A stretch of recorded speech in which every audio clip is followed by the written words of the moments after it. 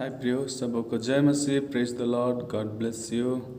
एक बार फिर से आज के दिन प्रभु को धन्यवाद देते हैं क्योंकि परमेश्वर ने हम सबों को संभाला और जीवित रखा और आज एक बार फिर से मिलने के लिए मौका दिया। और धन्यवाद देते हैं कि आप लगातार हम सबों के लिए प्रार्थना करते हैं और इसीलिए हम लोग भले चंगे हैं परमेश्वर के अनुग्रह से। और धन्यवाद देते हैं जीवित परमेश्वर को कि आज हम लोग मिट नहीं गए। परमेश्वर की महाकरुणा का फल है कि हम लोग जीवित हैं और आशा करते हैं कि आप सब भी प्रभु में अच्छे होंगे। और यदि कोई दुख और तकलीफ में होंगे तो हम लोग लगातार आपके लिए प्रार्थना करते हैं और निश्चय प्रभु आपको संभाले रखे और जीवित रखे और हर एक रोग और बीमारी से परमेश्वर छुटकारा दे।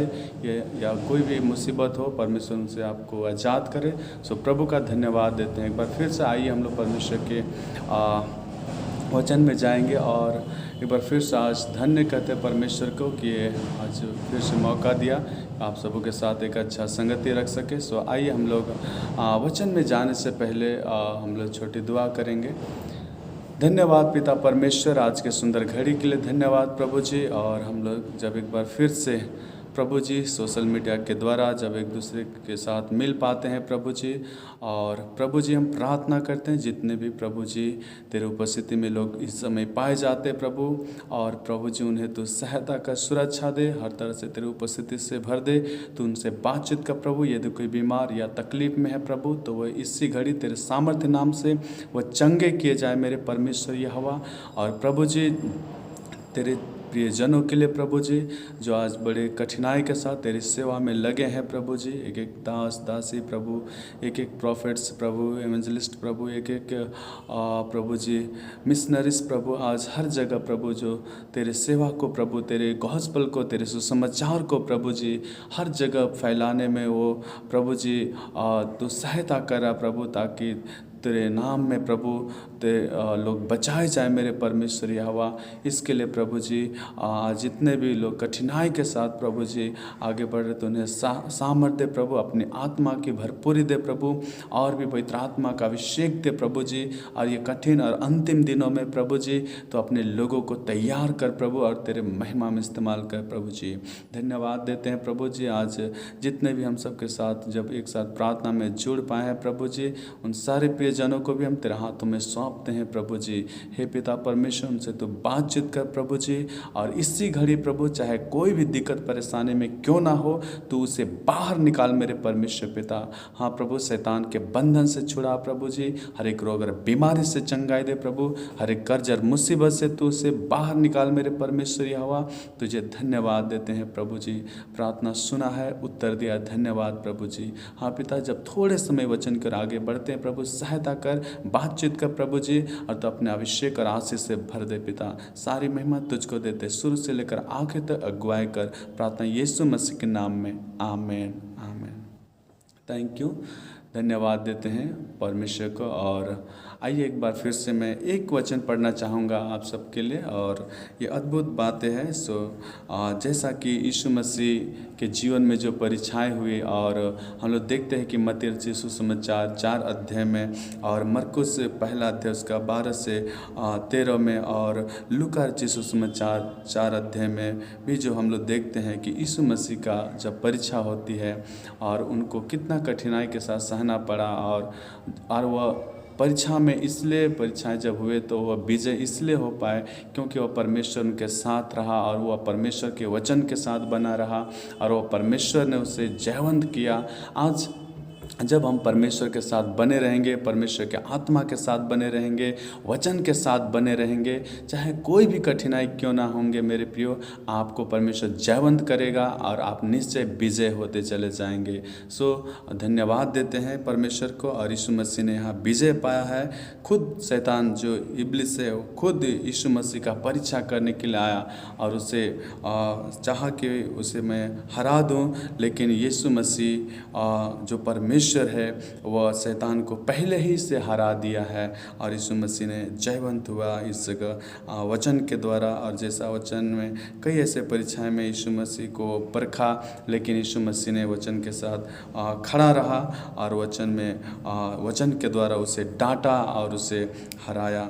और जैसा इस जगह वचन कहता है मत्ती रचित सुसमाचार 4 अध्याय आपके पास अगर बाइबल है तो आप देख सकते हैं।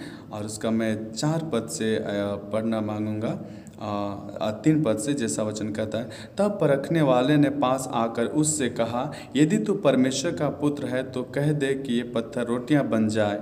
है ना, वो शैतान कैसे यीशु मसीह को आके बोल रहा है कि यदि तू परमेश्वर का पुत्र है तो कह दे कि ये पत्थर रोटियां बन जाए। यीशु मसीह को पता है कि वह परमेश्वर है, यीशु मसीह को पता है कि वह परमेश्वर का पुत्र है, लेकिन शैतान यहाँ कैसा उनको मतलब घुमाने की बात कर रहा है। और आगे यीशु मसीह ने जवाब दिया, यीशु ने उत्तर दिया, लिखा है, मनुष्य केवल रोटी ही से नहीं परंतु हर एक वचन से जो परमेश्वर के मुख से निकलता है जीवित रहेगा। हालेलुया। ये अद्भुत बातें को बता, है ना, मनुष्य केवल रोटी से नहीं परंतु हर एक वचन से जो परमेश्वर के मुख से निकलता है जीवित रहेगा। तो वचन में वो सामर्थ है, वचन में वो पावर है, वचन में जीवन है, क्योंकि वचन ही है जो जीवन है ना। और यीशु मसीह वचन के द्वारा शैतान को यहाँ हराता है। और आगे लिखा है उसका, जब और 5 से आगे पढ़ेंगे तो ऐसा लिखता है, तब इब्लिस उसे पवित्र नगर में ले गया जहाँ मंदिर के कंगूरी पर खड़ा किया और उससे कहा, यदि तू परमेश्वर का पुत्र है तो अपने आप को नीचे गिरा दे, क्योंकि लिखा है, वह तेरे विषय में अपने स्वर्गदूतों को आज्ञा देगा और वे तुझे हाथों हाथ उठा लेंगे, कहीं ऐसा ना हो कि तेरे पाँव में पत्थर से ठेस लगे। है ना, यहाँ पर ये शैतान कितने चालाकी से, कितने बुद्धि से वह अपने उसको हराने के लिए बाइबल के वचन को चुरा कर उसे मतलब उसे फंसाना चाह रहा है या तो उसे डाइवर्ट करना चाह रहा है। लेकिन यीशु मसीह ने कहा उसे, जो 7 पद से वो कहता है, यीशु ने उससे कहा, यह भी लिखा है, तू प्रभु अपने परमेश्वर की परीक्षा ना कर। है ना, कितना अच्छा से यीशु मसीह ने जवाब दिया, है ना, सामर्थ्य वचन के द्वारा उसे जवाब दिया और कहा कि तू प्रभु अपने परमेश्वर की परीक्षा ना कर। है ना, आज हमारे पास वचन रहेंगे तो आप पर हम निश्चय विजय होंगे। कई बार शैतान हम लोगों को वचन को चुरा के ये करना चाहता है, बहकाना चाहता है या फुसलाना चाहता है या उसमें हम लोग को धोखा देना चाहता है। लेकिन आपके पास वचन रहेंगे, परमेश्वर की जीवित वचन रहेंगे, तो आप वचन के द्वारा उस शैतान को आप जवाब दे सकेंगे और उसे आप अपने सामने से भगा सकेंगे। है ना, और तीसरी जो बातें कहता है, फिर इब्लिस उसे एक बहुत ऊंचे पहाड़ पर ले गया और सारे वैभव के राज्य जगह, है ना, सारे जगत के राज और उसका वैभव दिखाकर उससे कहा, यदि तू गिरकर मुझे प्रणाम करे तो मैं यह सब कुछ तुझे दे दूंगा। तब यीशु ने उससे कहा, हे शैतान दूर हो जा, क्योंकि लिखा है, तू प्रभु अपने परमेश्वर को प्रणाम कर और केवल उसी की उपासना कर। तब शैतान उसके पास से चला गया और देखो स्वर्गदूत आकर उसकी सेवा करने लगी। हालेलुया। यहाँ पर ही हम लोग देखते हैं कि शैतान उनको लालच देना चाह रहा है। परमेश्वर यीशु मसीह जान रहा है कि वह सृष्टि करता है, परमेश्वर जान रहा है कि वह सृष्टि करता है, लेकिन कैसा उनको बहका रहा है, कैसा उनको लालच दे रहा है ना, और उसको ठगना चाह रहा है। लेकिन यीशु मसीह उसे जवाब दिया और घुड़का और उसे डांटा और शैतान वहाँ से भाग निकला। और आगे लिखता है 11 पद में, तब शैतान उसके पास से चला गया और देखो स्वर्गदूत आकर उसकी सेवा करने लगी। मेरे प्रियो, प्रभु का धन्यवाद देते हैं कि परमेश्वर ने कैसे जयवंत यहाँ यीशु मसीह हुए, और क्योंकि वह जयवंत से भी बढ़कर है ना। और बाइबल में जो लिखा है अद्भुत सामर्थ्य वचन के द्वारा आज हम लोग के जीवन में भी कैसे हम लोग विजय पाएंगे, कैसे हम लोग जय प्राप्त करेंगे। हमें यीशु मसीह जय दे दिया है, विजय दे दिया है ना, हमें जयवंत किया है। और वचन कहता भी है कि हम यीशु मसीह हर चीज़ों पर जयवंत हुआ है। तो आज हमें और आपको भी, जब हम उसके संतान हैं, उसके बेटा और बेटे हैं, तो वह हमें भी जयवंत करता है। और कई बार शैतान फंसाना चाहता है या गिराना चाहता है, धोखा देना चाहता है ना। लेकिन जब आपके पास जीवित वचन है, परमेश्वर की सामर्थ्य वचन है और पवित्र आत्मा आपके साथ है, परमेश्वर आपके साथ है।